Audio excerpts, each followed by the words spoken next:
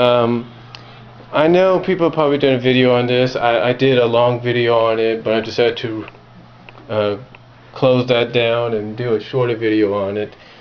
But I gotta ask you a question. You know, a lot of people wonder what TNA is thinking. Let me ask you this. What do you think TNA is thinking? Do you think TNA is making the right decision by not only airing Bound for Glory, which is their WrestleMania, not only on pay-per-view, but as an in-theater event?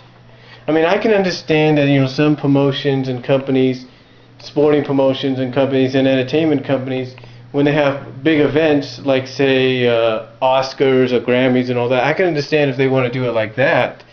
But do you think this is a right move on TNA's part? That perhaps, you know, this might be the move that gets them more fans, expands their fan base? What do you think? I mean, I can understand when UFC did it and professional boxing did it for some of theirs, because they actually had some hype. They actually had some grandeur behind their events. But the question is Bound for Glory that important?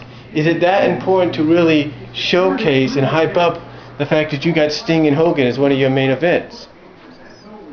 I mean, if you would hype up the importance of the Bound for Glory series, along with the fact that Bobby Roode won it, and is going to be facing Kurt Angle, you know, then that would probably be more acceptable. Because if Sting and Hogan was such a big deal, WCW, Ted Turner, would have done an in-theater deal for Starrcade, Super Brawl, and then Fall Brawl 99, those 3 individual meetings or whatever, a long time ago. He would have done it back then for Starrcade 97, he would have done it.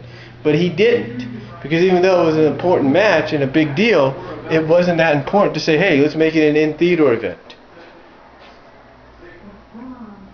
I mean, when Hogan took on The Rock at WrestleMania 18, WWE had an opportunity right there to say, hey, you know what? Let's do an in-theater event for that as well. They had the opportunity, but they didn't, because even though it was a big deal, it wasn't that big of a deal to do in theater as well. Now, I can understand, like I said, they want to broaden the audience and probably bring in a new fan base and all that. But I got to ask you, is it the right move?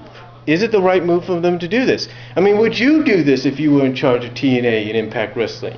Would you decide to go in this direction? Or would you stick with what's been more successful for you, and that's just doing the regular pay-per-views?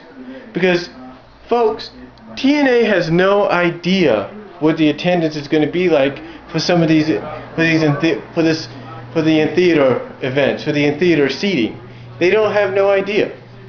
So I ask you again, is it the right move on TNA's part, or is this a big mistake? And would you make this move? So tell me what you guys think. Comment down below. I'll talk to y'all later.